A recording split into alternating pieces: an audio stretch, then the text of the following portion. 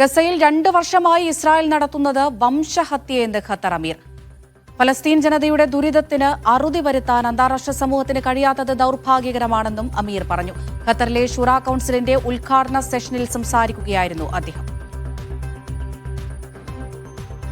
Muhammad Abbas വിവരങ്ങൾ നൽകാനായി ചേരുന്നുണ്ട്. അബ്ബാസ്, ഇത്തരത്തിലുള്ള വിമർശനങ്ങൾ തുടക്കം തൊട്ട് തന്നെ നമ്മൾ കാണുന്നതാണ്. അതുകൊണ്ടൊന്നും യാതൊരുവിധ ഫലവും ഇതുവരെ നമുക്ക് കാണാൻ കഴിഞ്ഞിട്ടില്ല. ഖത്തർ അമീറിന്റെ പ്രസ്താവന എവിടെയായിരുന്നു? എന്താണ് അദ്ദേഹം പറയുന്നത്? വിവരങ്ങൾ.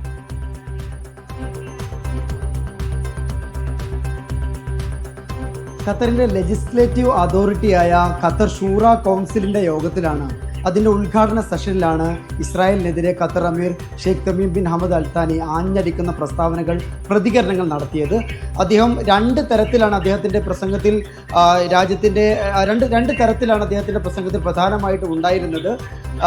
ഒന്ന് ഗസയെക്കുറിച്ചിട്ടാണ്, മറ്റൊന്ന് രാജ്യത്തിൻ്റെ സാമ്പത്തിക അതുപോലെ ആരോഗ്യ മേഖലയെക്കുറിച്ചാണ്. ഇവിടെ ഇങ്ങനെ വളരെ വ്യത്യസ്തമായ രീതിയിൽ സർവ്വതല സ്പർശിയായ ആഗോളതലത്തിലുള്ള വിഷയങ്ങളും ഗസ അടക്കമുള്ള വിഷയങ്ങളും അതുപോലെ രാജ്യത്തിൻ്റെ ആഭ്യന്തര കാര്യങ്ങളും ഉൾപ്പെട്ട ഒരു സർവ്വതല സ്പർശിയായ പ്രസംഗമാണ് അദ്ദേഹം ഇന്ന് ഷൂറ കൗൺസിലിൻ്റെ ഉദ്ഘാടന സെഷനിൽ അദ്ദേഹം സംസാരിച്ചത്.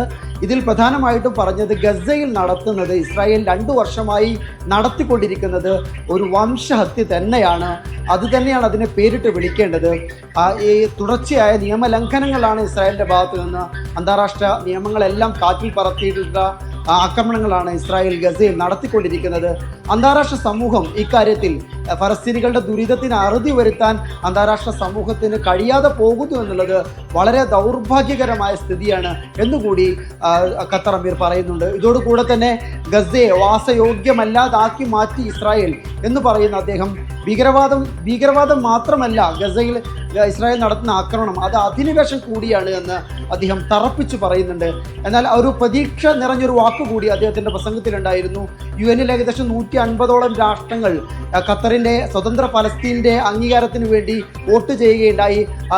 അത് നിർണായകമായ സ്വതന്ത്ര ഫലസ്തീൻ രാഷ്ട്രത്തിലേക്കുള്ള നിർണായകമായ ചുവടുവെപ്പായി അത് മാറുമെന്ന് ഒരു പ്രതീക്ഷയും അദ്ദേഹം പങ്കുവെക്കുകയുണ്ടായി. ഇതോടൊപ്പം തന്നെ മധ്യസ്ഥത നിന്നു എന്നുള്ള ഒരൊറ്റ കാരണത്തിൻ്റെ പേരിൽ തൻ്റെ രാജ്യം ആക്രമിക്കപ്പെട്ടു എന്നതിൻ്റെ വ്യഥയും സങ്കടവും അദ്ദേഹം പങ്കുവെക്കുകയുണ്ടായി. എന്നാൽ ആ വെല്ലുവിളിയെല്ലാം ഖത്തർ അതിജീവിക്കുകയാണ് എന്ന് പറഞ്ഞുകൊണ്ട് അദ്ദേഹം രാജ്യം നേടിയ സാമ്പത്തിക വളർച്ചയെക്കുറിച്ചിട്ടുള്ള ആരോഗ്യ മേഖലയും അതുപോലെ മനുഷ്യ വിഭവശേഷി മേഖലയിലും ഖത്തർ നേടിയിട്ടുള്ള മുന്നേറ്റങ്ങളെ, വളർച്ചയെ അദ്ദേഹം എടുത്തു കാണിക്കുകയുണ്ടായി. അഥവാ 2024 ഖത്തറിൻ്റെ GDP മൊത്തം ആഭ്യന്തര ഉൽപ്പാദനം 2.4% വളർച്ച കൈവരിച്ചു എന്ന് അദ്ദേഹം ഈ പ്രസംഗത്തിൽ ചൂണ്ടിക്കാട്ടി.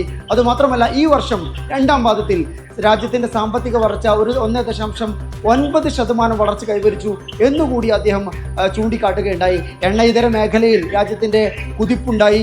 മനുഷ്യ വിഭവശേഷിയാണ് ഈ രാജ്യത്തിൻ്റെ ഏറ്റവും വലിയ സമ്പത്ത് എന്നിങ്ങനെ പറയുന്ന പ്രസംഗം അവസാനിപ്പിക്കുന്നത്, നമ്മൾ അനുഗ്രഹങ്ങൾ നിറഞ്ഞവരാണ് ഈ രാജ്യം, അതുകൊണ്ട് ഈ അനുഗ്രഹങ്ങൾക്ക് നന്ദി കാണിക്കേണ്ടതുണ്ട് എന്ന് പറഞ്ഞുകൊണ്ടാണ് ഖത്തർ അമീറിൻ്റെ പ്രസംഗം അവസാനിക്കുന്നത്.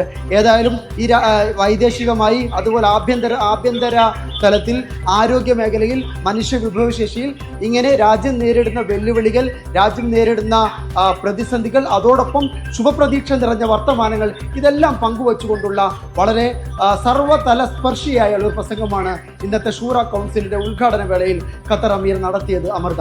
ശരി, മുഹമ്മദ് അബ്ബാസാണ് വിവരങ്ങൾ നൽകിയത്.